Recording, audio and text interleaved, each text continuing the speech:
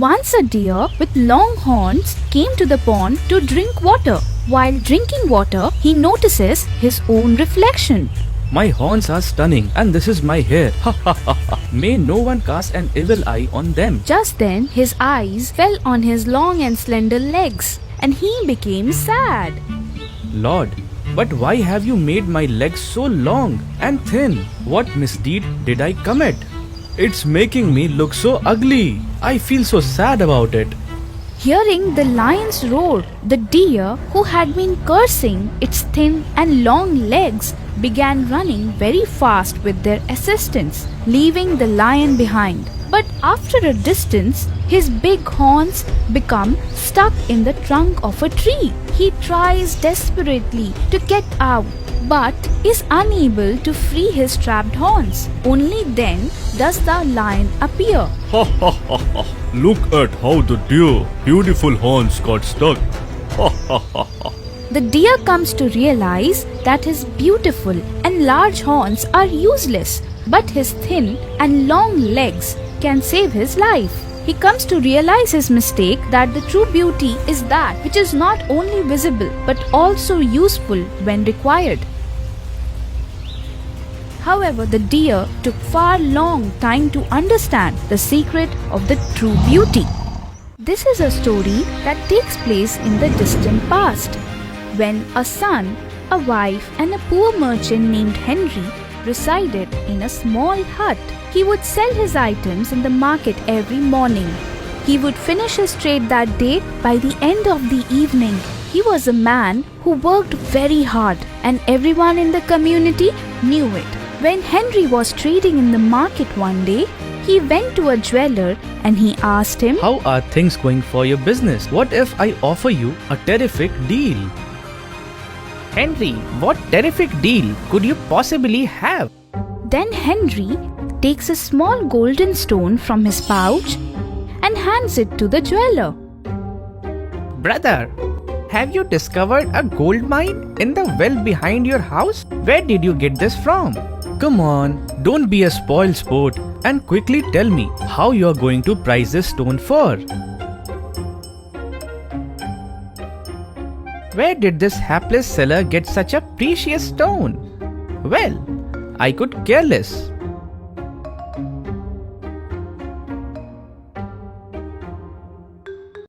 Listen, tomorrow is our son's birthday. I was wondering whether I could create something lovely and yummy for him. Would you mind giving me some cash?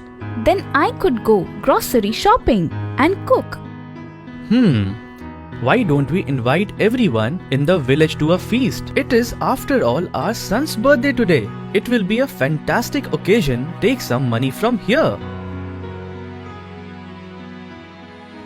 So much cash? How did you get it? Are you sure you did not rob anyone? What? Come on, stop overthinking everything. My trade has been very profitable over the last few days. Customers are willing to pay a fair price for our items. Those days of poverty are long gone. The next day, the townspeople gathered at Henry's house for the feast. The moment they saw the feast table, everybody began chit-chatting. One of the villagers approaches Henry and asks him, This feast is really magnificent. Did you win the lottery or something that you are making so much money out of it all? Oh no, there is no such thing as the lottery. We only make money in our business. Henry is definitely hiding something. I mean, I am a trader too, which means, had he discovered that I couldn't get to? Something is fishy, in my opinion. No, I swear I can smell that the entire sea is fishy. The following day, James began watching Henry closely. James started following him all the way from his home to the market. One evening, when Henry was returning from the market, he suddenly turned towards the back door and began scanning the area to see if anyone was watching him or not. James, however, was hidden and observed him from a distance. Why is Henry so late at night here beside this well?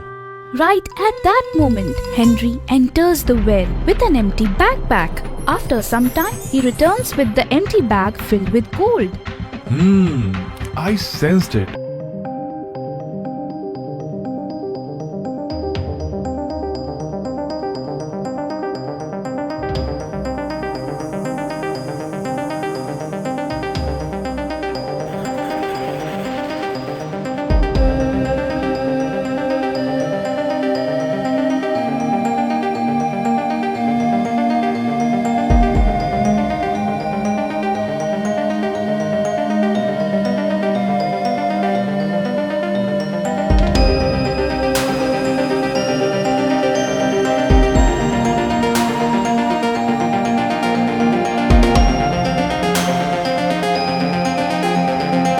Inside the well was darkness and creepers. James discovers a tunnel after some time of searching. James goes through that tunnel. Dear God, this is the first time I have seen such a large amount of gold. So I must swiftly load my bag with all of this wealth. Finally, I have hit gold. James goes through that tunnel. He can immediately see gold and gold all around him. Once he comes out the other end of the tunnel. It's fantastic.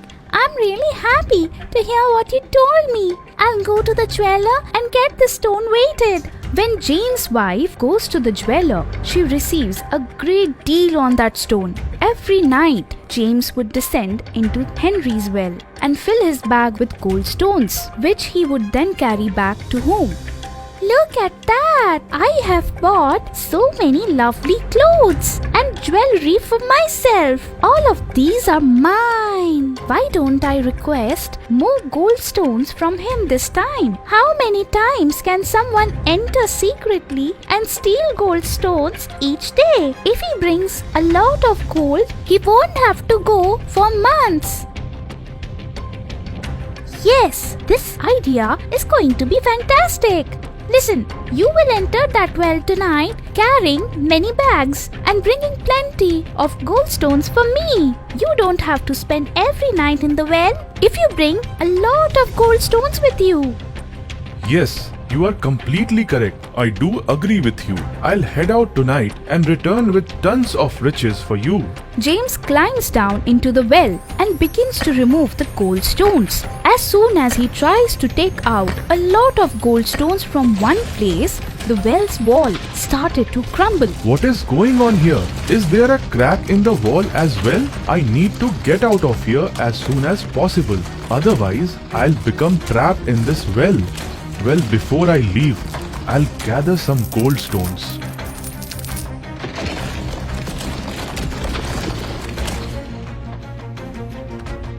When Henry finds out about this the following day, he then goes to James' wife and tells her, If you had told us you needed gold, we would have gladly assisted you. But you chose the path of greed and deceit instead. As a result, you are currently suffering. So, we learn from this story, a greed is that devil who is unsatiable. Nothing will suffice him. A man is wealthy by his thinking, not through his material possessions. You should not give Grace false hope, Mom. Dad is never home on time. He's only concerned with money and not with us. I have grown up watching this. No way, brother. This is not the right thing to say. Daddy is working extremely hard for us. Isn't it true that you are his lawyer? Ben and Grace storm off to their rooms in a fit of rage. Linda now makes the decision to speak with George himself. They all sat down for breakfast. Dad, will you spend the first day of the new year with us? Yes, dear. I'm going to spend few days here with you guys. But all I have to do is show up at a meeting tomorrow. I'll be back here as soon as the meeting is over. Yay, Daddy! Grace hugs her father. George leaves for his office the following morning. Suddenly, a tsunami forms in the sea and his entire family drowns in it. After arriving at the office, George listens to the news before quickly returning to his farmhouse. When he got there, he discovered that there was water everywhere. He made an effort to look for his wife and kids, but they all were long gone from his life. And when he can't see them, he falls to his knees and he cries. He recalls something Linda had once told him. We must be content with whatever we have.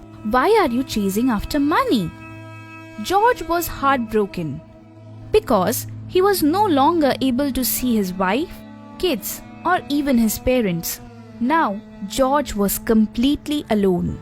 This story teaches us that wealth is not the be-all and end-all of existence. Between time and money, there should always be a balance. Otherwise, we might have money in the end, but our family might not. Once upon a time, a man named Mohan, his wife Rekha, his mother, and his 3 daughters lived in a small town called Sonpur. Rachna, Kavita, and Saili were their names. Rekha was frequently made fun of by Mohan's mother for being unable to bear a son. But Mohan, he hated his own daughters. God knows where you got these 3 miserable girls from. What will happen to my son if this continues? Mother, you shouldn't say things like that. They are our own girls. Yes, Grandma. Why don't you criticize your own son? Your sole focus is to intentionally pick on my mother. Kavita, be careful what you say. You're disrespecting your grandmother. This is not a good thing. Come with me, Kavita. You are running late for the school. Let's go. All 3 girls agreed to attend school after hearing this. Kavita, the second daughter, was a 10th grader and the eldest daughter of Mohan was a 12th grader. Saili, the third youngest daughter, was a 7th grader. Rachna worked a part-time job in addition to attending school, earning enough money to buy the school supplies for her sisters. Saili said to her mother in the evening when all 3 daughters returned home, Mom, I'm starving to death. Could you please bring me some food?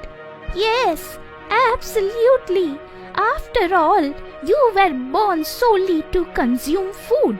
Why? Don't you think your son should have considered this before bringing us into the world? Kavita, Saili, enough. Go to your rooms. I'm preparing your dinner. I will give you all a call when it's ready. Rachna was busy helping her mother in the kitchen, while Rekha was busy preparing the supper. Rekha was well aware that her mother-in-law and husband were both downright disrespectful to her. In their eyes, she was nothing more than a puppet. His mother would say to him, Oh my dear son, nowadays your daughters are talking back to me. Why? What happened? Granny then lies through her remaining teeth to Mohan, while Mohan begins whacking his girls. Rekha then interrupts her enraged husband and tells him, What are you doing? She's no longer a baby. If I had taken the correct steps when she was a baby, I wouldn't have to deal with this. Stop it right away. A few years passed in this manner before Rekha discovered she was pregnant again. Suddenly, Granny said, Rekha, look, you must definitely have a son this time. Yes, Mom. Don't you worry. His daughters are all grown up now. Rachna was working and had recently graduated. Kavita blossomed into a stunning beauty who aspired to be an actress. She was, however, aware of her family's circumstance. She went to her sister Rachna and explained her the situation by saying, We are both of marriageable age, Rachna, and they still want children. If my friends found out about this, they would make fun of me. Rachna, I want you to know that I'm leaving this house for good. I can't stay here any longer. Don't you worry about me, my dear sister. Once I'm settled, I'll take you, Saili, and Mom out of this hell. But Kavita, sister, there are no ifs and buts. I'm going tomorrow itself. But you take care of yourself and Saili. Kavita leaves for college the next day. Despite this, Mohan is furious when he learns about this late at night. Suddenly, Granny, What the hell happened to this girl? She has not yet returned home. It will be better for us if she does not return. Do you even know what you're talking about? She's our daughter. After a few days, Kavita's absence only troubled Rekha because Rachna and Saili knew where Kavita had gone, but they remained silent for the sake of their mother's broken heart. They became silent observers of what was going on. When Rekha was in excruciating pain one day, she was rushed to the hospital. Rekha gives birth to a lovely son. Everyone was overjoyed when they heard the good news. Rachna dialed Kavita's number and told her everything. Kavita then shares her accomplishment with her. When Rachna and Saili went to see their brother in the hospital, their father and granny wouldn't even let them touch the baby. When they saw this, both of the girls were heartbroken and returned home. With everyday insults and taunts, as well as their father and granny's horrible behavior today, Rachna and Saili both felt they had had enough. Now, Rachna told Saili, "What do you want to eat today, Saili? You are free to eat whatever you want. I am extremely happy." Rachna, do you think our lives will now change for the better? Saili, well, I can't say that, but I'm confident that our miserable lives will change for better in matter of days, 100 times better. Just as Saili and Rachna were about to say something, Rachna's CSC result flashed. On the day Rekha was supposed to be released, there was a huge crowd of police officers outside Mohan's house. Many photographers and interviewers were waiting for her to conduct an interview. Mohan, on seeing this, Oh my goodness, what else do I need to see? What is this omen? Just as we bring our son home. "You should check it out for yourself," one of the interviewers asked Rachna. How would you like to contribute to our society, madam? One such negative aspect of our society that forces many girls to forget their formative years is something I want to end. I want to change our society's patriarchy. A son can do whatever he wants while still bringing honor to his family. I want to change the mindset that believes a boy is the only source of hope. I want to be a suitable response to those who believe that girls are useless. Everyone began clapping as soon as Rachna's speech ended. Mohan realized his error at the same time. He went over to Rachna, Saili and Kavita, who had just come to celebrate Rachna's achievement, and apologized in front of everyone. For the first time in his life, Mohan hugged his 3 daughters. Mohan provided Saili with the best education possible, and she went on to become a doctor. Wholeheartedly. They both got married. Daniel, Flora, and her father began living as a family. Just like this, after 2 months of marriage, they were spending time together near the pond when they noticed 3 or 4 soldiers standing near their house. Daniel even noticed that the military commander of his kingdom had also arrived. The commander told Daniel, Prince Daniel, the king and queen have been anticipating your arrival for past 2 months. Our king is unable to focus on our kingdom matters because the queen is extremely ill. You must accompany us back to the kingdom right away. You may inform my father that I have married Flora and will be staying with her in this house. You can return to the kingdom and inform the people about this message. Even after repeated insistence from the military commander, Daniel refused to return to his kingdom. But after hearing about his mother's health, he agreed to return. Flora was unable to accompany Daniel to his kingdom due to her curse. As a result, Daniel took out his ring and gave it to Flora as a parting gift, and the prince returned to his kingdom. The villagers were overjoyed to see their prince return after a 2 months absence. The entire kingdom was in a festive mood. The king and the queen were assured that Daniel would not marry without his parents' permission. They were unable to believe what Daniel had just told them about Flora. They refused to accept his relationship because Daniel married a fairy. After a few months, the king and the queen forced Daniel to marry again, and he agreed solely for the sake of his mother. But he couldn't stop thinking about Flora, and he was worried about her. Flora, on the other hand, gave birth to a baby boy. She decided to name him Victor. Victor, like his father, was courageous and strong. One day in the royal court, the king summons Daniel. Son, you must now handle the affairs of the kingdom on your own. Your mother and I have both become old. Daniel was completely immersed in the matters of the kingdom. He desperately wanted to meet Flora, but he couldn't make time for her in his busy schedule. Several years would pass in an instant as Daniel would continue to think about her. King Daniel was visited by a kingdom soldier who said the following to the king. Majesty, in this kingdom there are a lot of complaints about theft and robbery. Nobody has ever seen the thief, and yes, my lord, the thief only robs the kingdom wealthy men wealth, and he redistributes wealth among society's poor. Nobody has managed to capture him up to this point. Tomorrow plan a celebration. Invite everyone to the kingdom and place expensive jewelry on display in one of the rooms. Make sure that the area surrounding the room is securely guarded. As soon as the thief arrives, imprison him and bring him before me. A celebration had been planned in the kingdom as Daniel had instructed his men. Everyone from the kingdom was there, including Victor, who made an appearance. Victor had snakes in his backpack. He drew the snakes out and placed them on a table. After seeing the snakes, the villagers began running here and there, causing panic among the residents.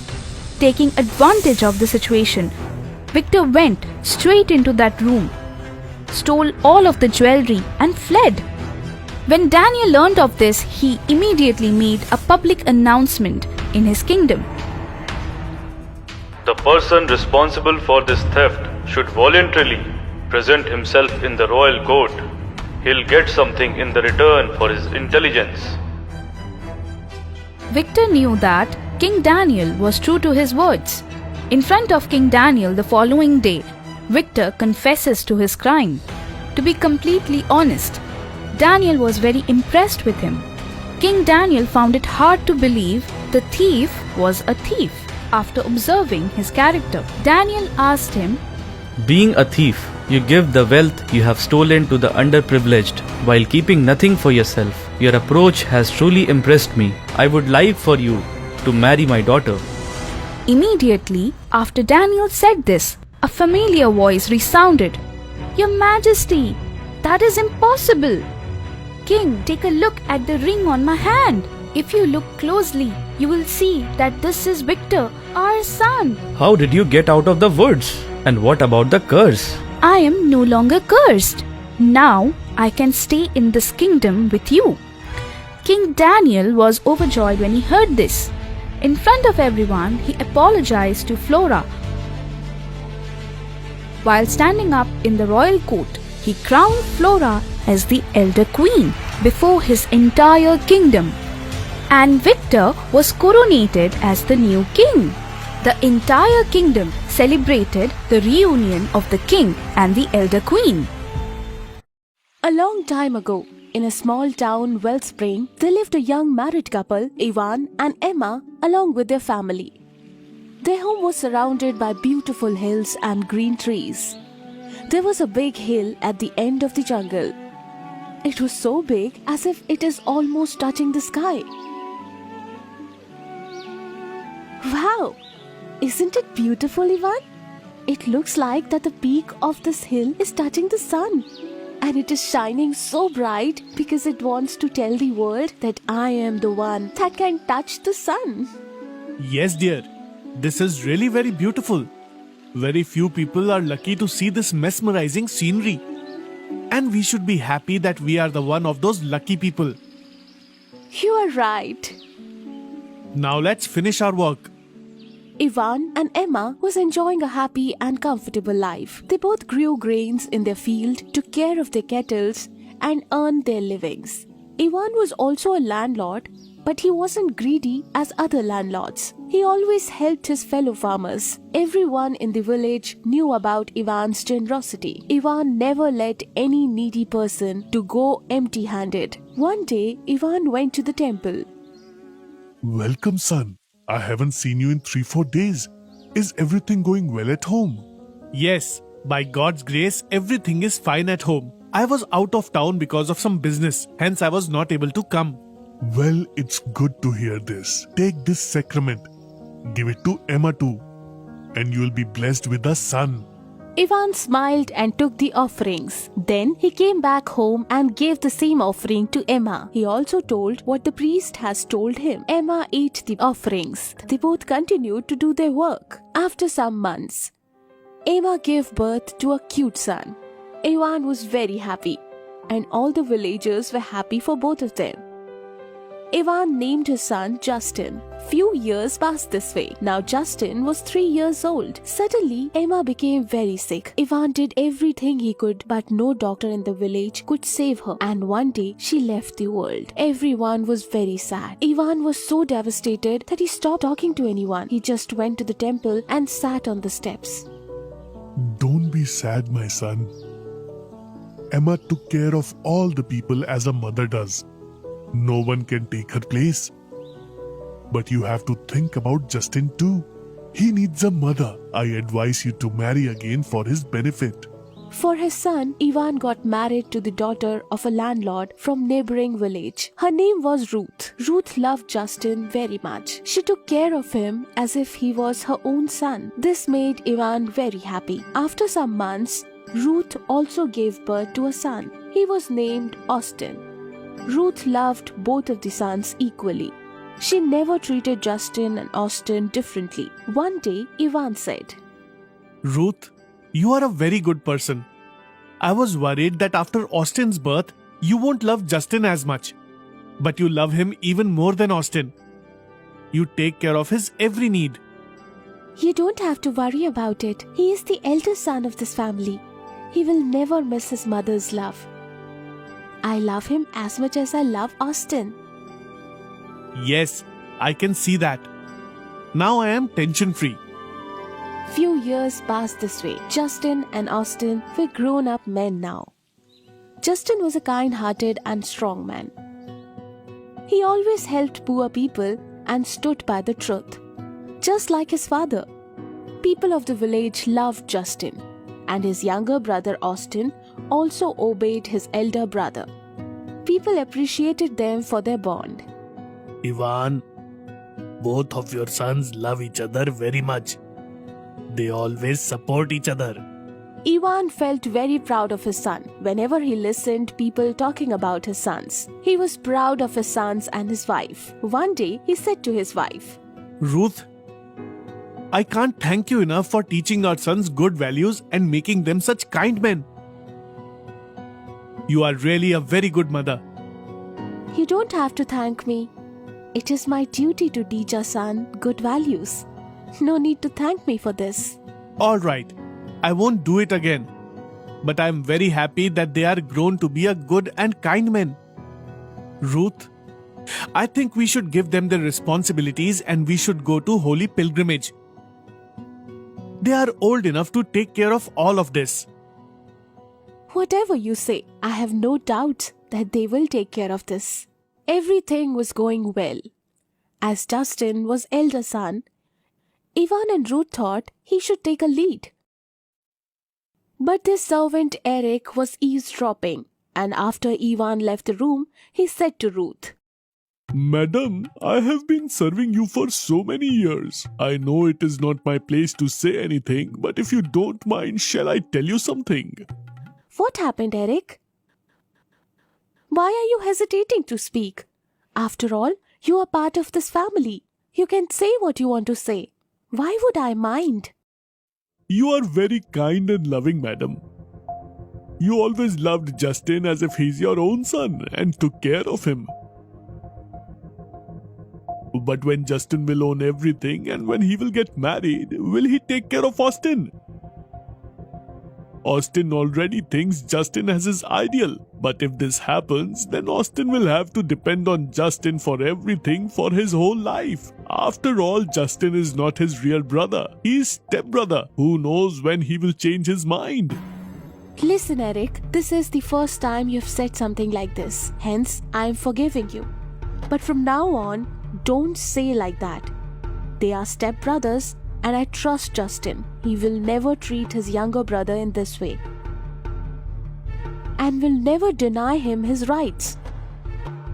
Now go and do your work. Okay, madam. The next day, Ivan and Ruth discussed their decision with their sons. They gave all the responsibilities to Justin and Austin and then left for pilgrimage. Justin was taking very good care of his younger brother Austin, but at the same time, Eric was planning something. Madam, you just wait and watch. I have accepted the challenge to separate these two brothers, and I will do it at all cost.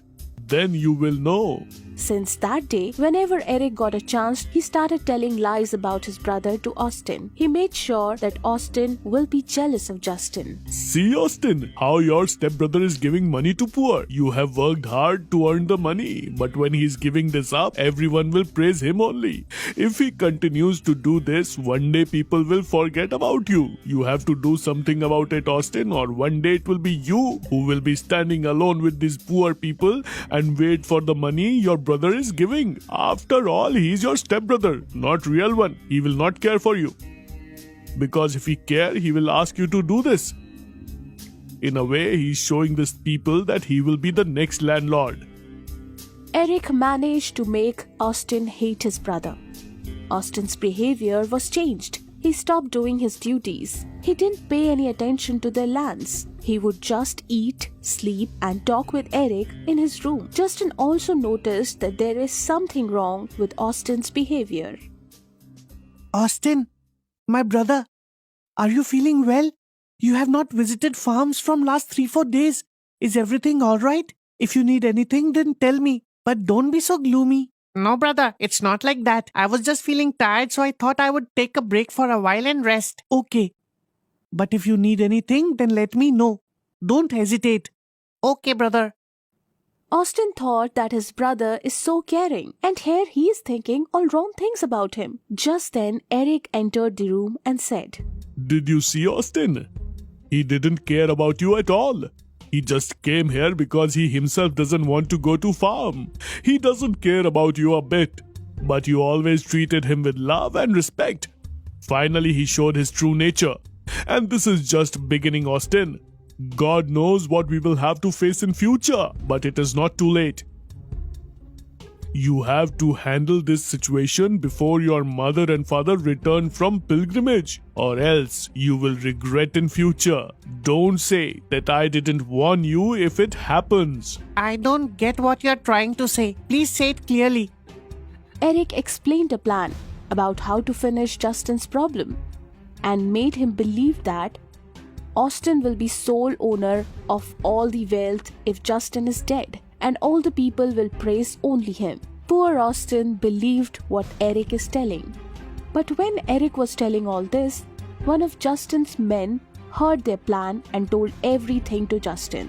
Justin was shocked and sad after hearing this. He decided to teach a lesson to Eric. Next day, Eric and Austin took Justin to hill as they have planned. Then Eric pushed Justin from the edge of the hill. Justin fell down in deep valley, but Justin's few men were waiting for this to happen. They managed to catch him in the net and saved him. But Eric had no idea about it. He was happy and said to Austin, Austin, we did it. No one will ever know where Justin is. From this day, you are the owner of this property. But Austin was not happy. He realized that he had made a grave mistake and he started crying. Oh God, what have I done? I believed in Eric and killed my own brother who loved me, who always helped me. I killed my brother due to greed. But if I had asked Justin for all the wealth, I'm sure he would have given it to me happily. I was blinded by Eric's lies. Why did I trust him? I shouldn't have killed my brother. How am I going to face my mother and father? Saying this, he also jumped from the edge. But when he fell down, Justin's men saved him also. When Austin noticed that Justin is alive, he hugged him and apologized. Please forgive me, brother. I shouldn't have trusted Eric. I made a huge mistake. That is why I jumped from the edge too. I broke your trust. Please punish me as you wish. Austin, if you were greedy, you wouldn't have jumped from this hill too. You realized your mistake, and when you jumped from the edge, you took your punishment too. Austin, you have to know that even a person talks sweetly. It doesn't mean that he's your well-wisher. Both the brothers hugged each other once again, and they returned to their home and kicked Eric out of their village. When Ruth and Ivan returned, they found out about this.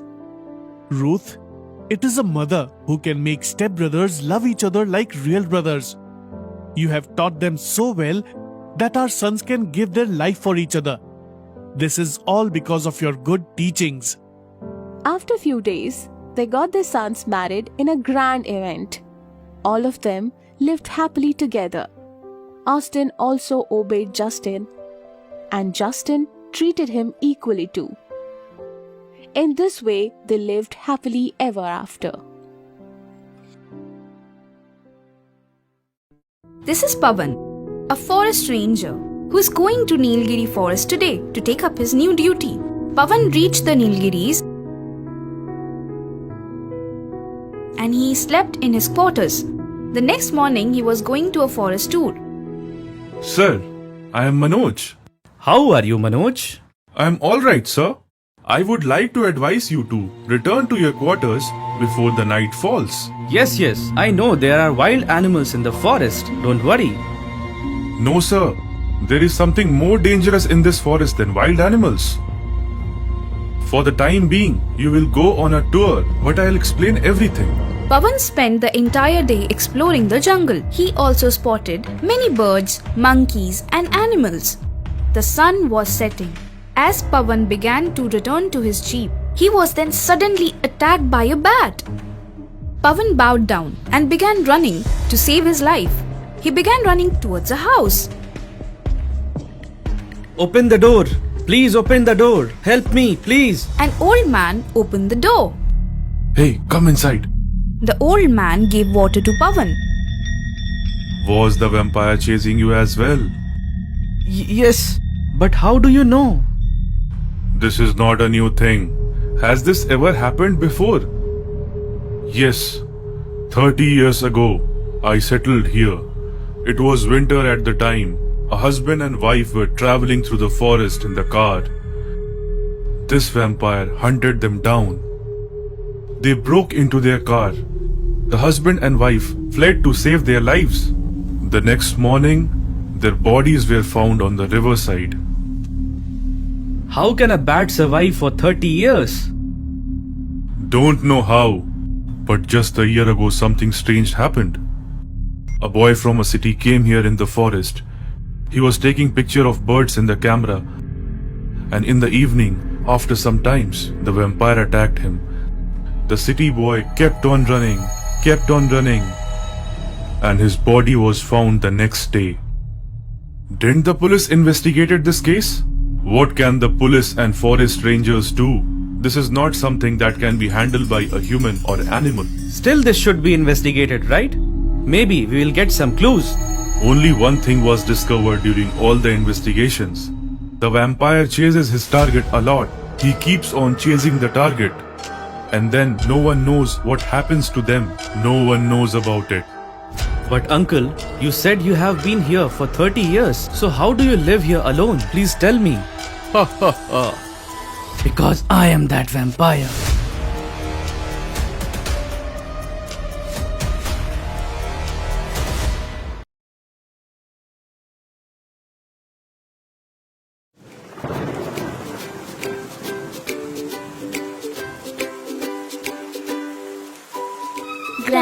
Granny, today we like to hear a story. Tell us a ghost story, please. Okay, my Tinsy kids. Today, I'm going to tell you a terrifying horror story. The story is called The Last Wish. This is a story about a time when there was a giant banyan tree in one village and a witch lived on it. Her last desire was to wed Sam, a wealthy businessman, and live with him as his devoted wife. Sam used to live in a sprawling villa with his mother Megan and his gorgeous wife Casey. The witch was obsessively waiting and watching for an opportunity. I am sick of being alone on this crooked tree, while Sam, his mother, and his young lady love live in such a luxury. Seeing his family raises my blood levels. What is about this dumb young girl Sam picked to be his bride? I am not inferior to anyone, even if I have beauty, intellect, and everything great. Look at me. I appear like an angel. Nonetheless, Sam's family is really proud of themselves. I have to break their pride. After all, it is only fair that my last wish is fulfilled. The wish to be Sam's wife. Then someone will call me a wifey as well. Casey, go quickly and bring Penny back from the pond near that jungle. After you bring Penny, tie her up in the cow barn. Yes, Mom, I'm going right now. I have to finish my household work, then I will bring Penny. No, Casey, don't be late. It's dusk already. So before it is dark, you have to bring Penny back from the jungle. Alright, Casey? And whatever work is left, I will pick it up. But you shouldn't dilly-dally any longer. Okay, Mom, as you wish. And listen, Casey, return home before it gets dark. On the way, there is a massive banyan tree with a strange vibe in it. Villagers say that there is a... Oh, Mom, don't worry. I'm not a child. You just have to take care of the house. I'll go and come back quickly. But Casey, listen to me for once. Oh, okay, fine, Casey. Casey, wear your cross. Don't forget. Casey, on the other hand, had forgotten to wear her cross that day and wandered into the jungle. Penny, oh Penny. God knows where this mischievous cow went. Casey travelled deep within the forest, calling for Penny. She finally spotted her, and she said to her, Penny, why are you in this place? What are you eating here instead of lush grass? Wait a minute. While I take you to the cow barn, I'll teach you a lesson today. What if D'Souza had noticed you? You can only imagine then. Just then, the witch saw Casey, and just like that, what more was left to see? Oh, look! Who is coming? It is Casey, and she's coming this way. If I use my magic and make her disappear from the face of this earth, then no one will ever come to know about it. And why should I leave this opportunity? This is a good chance. I will bind her with my magic and fade her away from the world. I can replace Casey and live freely in Sam's house.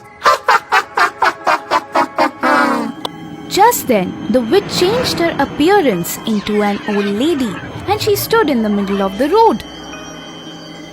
Hey, who's that going on the road? You are Sam Fernandez's wife, am I right? Yes, Auntie, but I couldn't quite recognize you.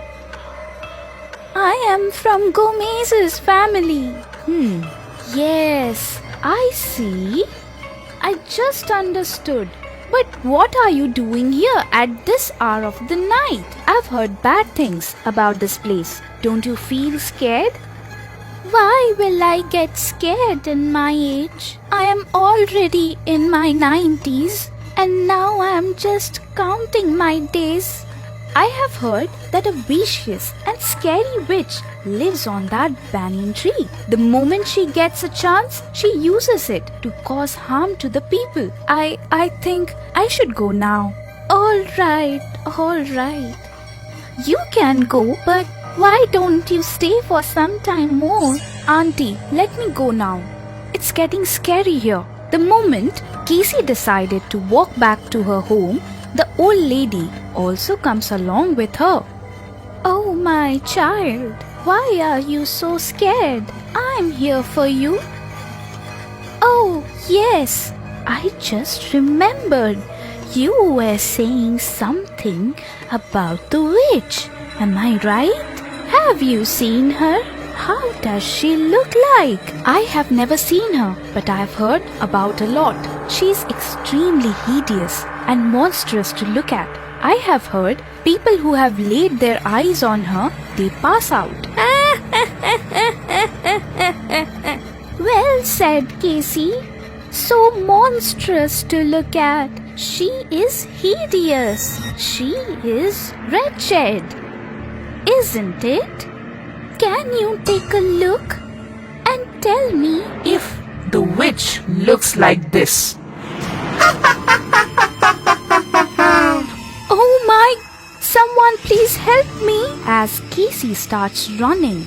Just then, the witch stretches her arm and drags Casey by her head towards herself. And then, the witch with her magic transforms Casey into a small ball.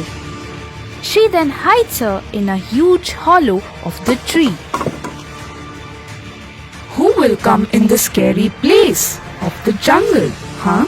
Now stay prisoner of this tree for eternity. And on the other hand, I will put up a disguise as Casey. Mom, why are you crying? I'm right here. Actually, Penny ran away. Now, how can I beat Penny in racing? I don't have such strength against her. Oh, this Penny has grown so naughty. She made me run so much. The witch, in disguise of Casey, tells Megan, Mom, your son hasn't come home yet? Sam wouldn't come home tonight. He will return tomorrow. That's the news he has sent me. The moment Megan fell asleep, just then the witch took the form of Casey. With the help of her magic, she was able to complete all her household chores. No matter how difficult the chores were, may it be cooking or making flour, every work was done within a wink of an eye. The moment it was morning, grab a line for you. The moment she uttered these words, just then she extended her arm and her arm went out of the window with one quick yank. Casey gave Megan a lime from her garden. Seeing this happening, Megan felt a cold shiver going down her spine. 3 brothers lived in a village. Their names were Fred, Simon, and Peter. Those 3 brothers came far away from home to Egypt as laborers. All 3 brothers were persevering and kind.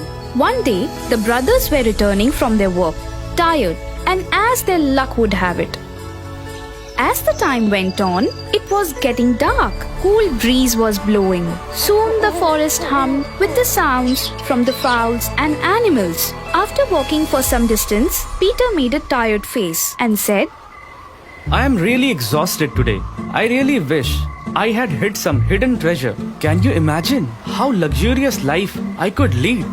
Peter side-eyed at both of his brothers and said, Oh Lord, I'm stuck with these losers for life. Just then, he notices something shimmering by the roadside.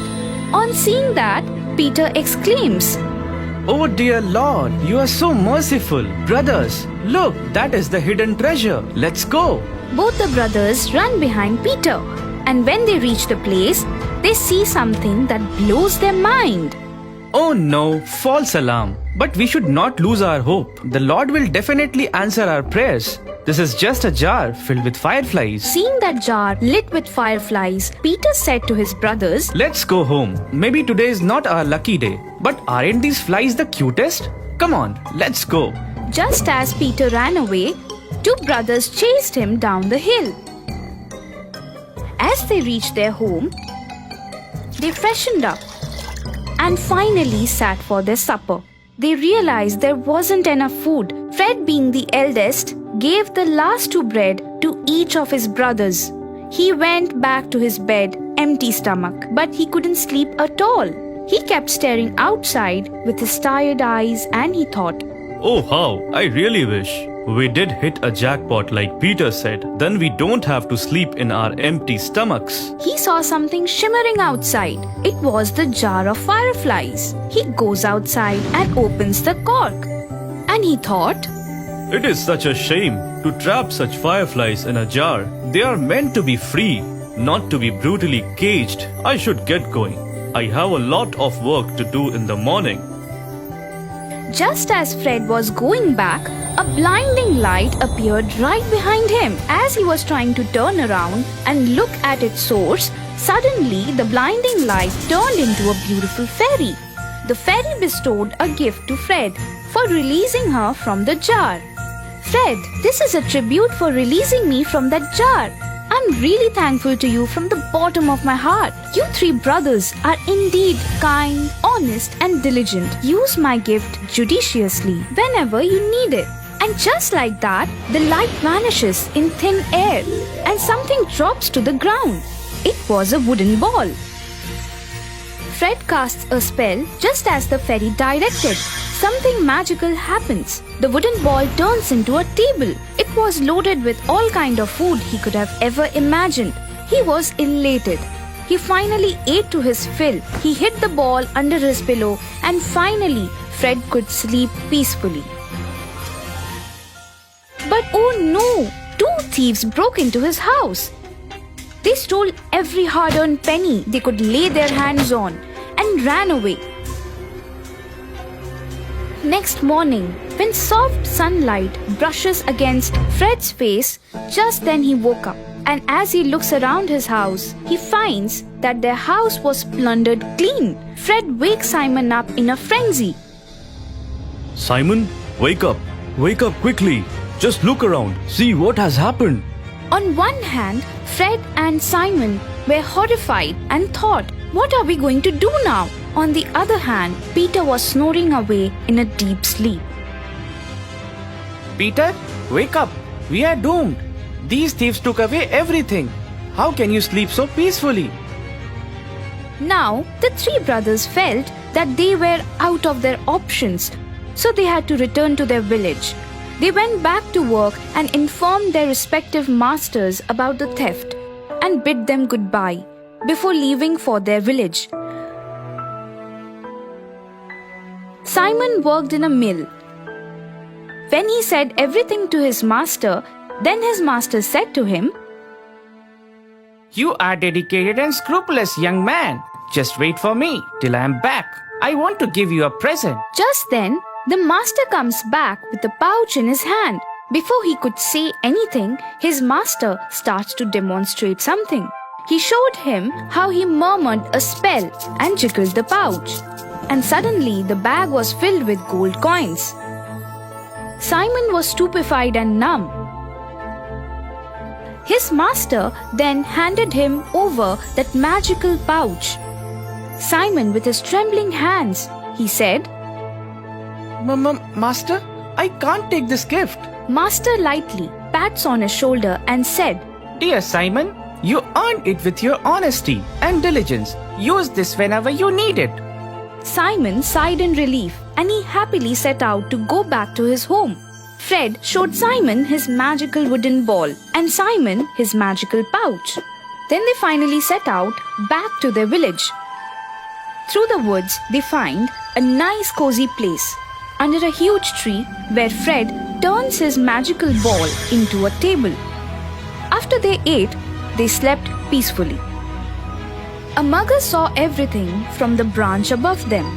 As soon as both the brothers were sound asleep, the mugger gets down from the branch and he steals the magical bag and the magical ball and runs away.